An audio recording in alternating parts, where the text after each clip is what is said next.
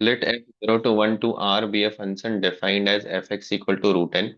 तो fx का जो डेफिनेशन है वो रूट n है, जब x की वैल्यू 1/n+1 से लेके 1/n तक जाती है, जहाँ पे n एक नेचुरल नंबर है। मतलब अगर आप स्मॉलेस्ट नेचुरल नंबर 1 से स्टार्ट करेंगे तो fx की वैल्यू आपकी √1 जो कि 1 हो जाएगी, जब x जा रही है आपकी 1/2 से 1 तक। सिमिलरली जब आप x की वैल्यू आप 1/3 से 1/2 ले जाएंगे, मतलब आप नेक्स्ट नेचुरल नंबर n की वैल्यू 2 रख रहे हैं, तो यहाँ पे आपका √n मतलब √2 हो जाएगा। अगर एक दो इंटरवल हम और ऑब्जर्व करें तो ये √3 हो जाएगा, जब x की वैल्यू आपकी नेक्स्ट n की वैल्यू 3 रखने पे 1/4 से 1/3 जा रही है। एंड सो ऑन, ये चलता रहेगा। ये √4 हो जाएगा जब x की वैल्यू आपकी 1/5 से 1/4 जा रही है। तो एक चीज आप ऑब्जर्व कर पा रहे होंगे, ये जो इंटरवल 1/2 से 1 तक जा रहा है, तो ये जो लास्ट वाला पार्ट है ये 1 तक जा रहा है, इसी का रेसिप्रोकल का रूट यहाँ पे आउटपुट आ रहा है। ये अगर 1/2 तक गया नेक्स्ट इंटरवल, तो 1/2 का रेसिप्रोकल 2 हो गया, उसका रूट यहाँ पे आ गया, √2 हो गया। 1/3 है तो यहाँ पे आपका √3 हो गया। 1/4 है तो ये आपका √4 हो गया। तो नेक्स्ट आपका बोला जा रहा है कि g एक फंक्शन है जो इस इनइक्वालिटी को सेटिस्फाई कर रहा है, और हमें limit x tends to 0 fx into g x चाहिए। तो what is the behaviour of fx जब x की वैल्यू 0 को टेंड कर रही है? तो ये इंटरवल आपका 0 को टेंड करना चाहिए, वो कब होगा? जब n की वैल्यू आपकी इन्फिनिटी को टेंड करेगी। तो ये x का जो वैल्यू है उस समय 0 को टेंड करने लगेगा, राइट? क्योंकि 1/∞ से 1/∞ मतलब ये x की वैल्यू 0 से 0 तक जाने लगेगी। उस समय fx क्या आ जाएगा आपका? लिमिट x टेंड्स टू 0 पे fx का बिहेवियर क्या रहेगा आपका? तो फिर से वही कि आप जो यहाँ पे इनपुट दे रहे हैं 1/5 से 1/4, तो ये इसके रेसिप्रोकल का रूट होता है।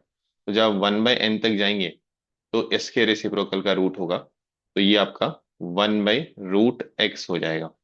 ठीक है, क्योंकि x की वैल्यू आपकी यही है, यही आपका x है उस समय जो 0 को अटेंड कर रहा है। तो इसका आउटपुट क्या हो जाएगा? 1/√x हो जाएगा।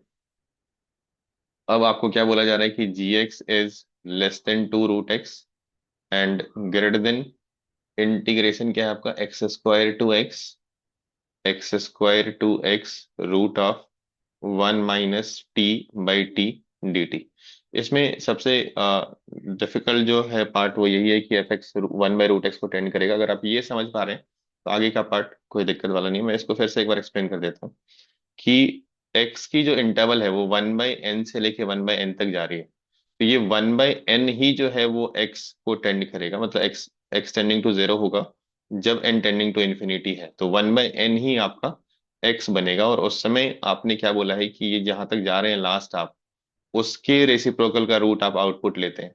तो अगर आप x तक जा रहे हैं मेरे x इज टेंडिंग टू 0, तो उस समय आउटपुट क्या हो जाएगा? उसका रेसिप्रोकल 1/x का रूट 1/√x हो जाएगा। जो आप ऐसे भी समझ सकते हैं कि ये इंटरवल जितना छोटा हो रहा है वैल्यू उतनी ही बढ़ रही है।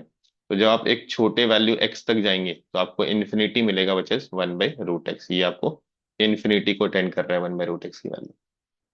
अब आपको जो फाइनल वैल्यू चाहिए वो चाहिए limit x tends to 0 fx into g x. तो आप fx से दोनों साइड मल्टीप्लाई कर दीजिए, क्योंकि f का जो आउटपुट है वो आपका एक पॉजिटिव है, तो आप पॉजिटिव नंबर से मल्टीप्लाई दोनों साइड कर सकते हैं। 1/√t से t dt, ये हो गया आपका fx gx, और यहाँ पे आपका हो गया 2√x। अब fx की वैल्यू किसको टेंड कर रही है? 1/√x को टेंड कर रही है, तो 1/√x रख दीजिए यहाँ पे। यहाँ भी आप इसकी जगह पे 1/√x रख दीजिए, और आप लिमिट x टेंड्स टू 0 लिख दीजिए।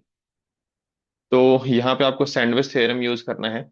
सैंडविच थ्योरम क्या होता है कि जब आपको एक फंक्शन के बारे में पता होता है कि वो किसी दो गिवन फंक्शन से छोटा और बड़ा है, किसी एक से छोटा है, किसी एक से बड़ा है, तो आप इन दोनों की लिमिटिंग वैल्यू निकालते हैं और वो सेम आती है, तो ये जो फंक्शन बीच में है, सैंडविच है उनके बीच में, उनकी भी लिमिटिंग वैल्यू सेम होगी। हमें इसी की लिमिटिंग वैल्यू चाहिए।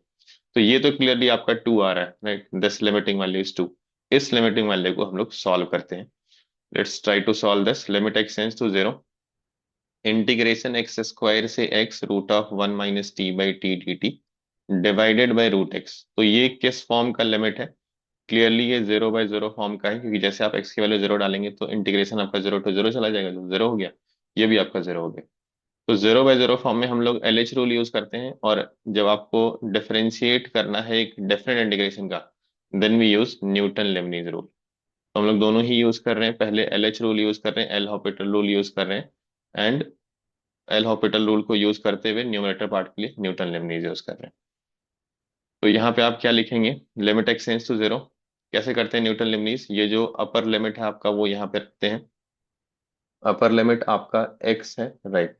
तो अपर लिमिट एक्स आ जाएगा यहाँ पे, root of 1 - x by x into differentiation of upper limit जो कि 1 हो गया, माइनस, अब आप लोअर लिमिट का डिफरेंशियल रखेंगे, 2x into root of 1 - x² by x²। और नीचे रूट एक्स का डिफरेंशियल क्या हो जाएगा आपका, आई थिंक ये 1/√x है। अच्छा ओके, आपने डिनोमिनेटर में ले लिया तो ये रूट एक्स है, ओके। तो एफ एक्स इन मल्टीप्लीकेशन, ये रूट एक्स है, रूट एक्स का डिफरेंशियल आप करेंगे तो ये हो जाएगा 1/2√x। ओके। अब आप इसको रूट एक्स को ऊपर ले जाइए, तो ये हो जाएगा आपके पास limit x tends to zero, root x यहाँ पे आके 2√x हो गया, multiplied by 1 - √x by root x into 2x into root of 1 - x²। ये रूट ऑफ x² बाहर आ जाएगा, मॉड एक्स बन जाएगा, और चूंकि x पॉजिटिव को टेंड कर रहा है तो ये x हो जाएगा, x is tending to zero पे ये दोनों कैंसिल हो जाएंगे, बीच में माइनस है यहाँ पे आपका। देन ये वाला पार्ट जैसे आप मल्टीप्लाई करेंगे आपका बचेगा 2√(1 - x), और इस वाले पार्ट में आपका बचेगा 4√x root of 1 - x²। x की वैल्यू आप जीरो रखिए, तो ये वाला पार्ट आपका जीरो हो जाएगा, and this part will be 2। तो आपने देखा था कि ये लिमिट भी आपका 2 को टेंड कर रहा है और ये लिमिट भी अभी 2 को टेंड कर रहा है, तो बीच वाला यूजिंग सैंडविच थ्योरम वो भी आपका 2 को टेंड करेगा। तो इसका आंसर हो जाएगा इक्वल टू 2, ऑप्शन सी।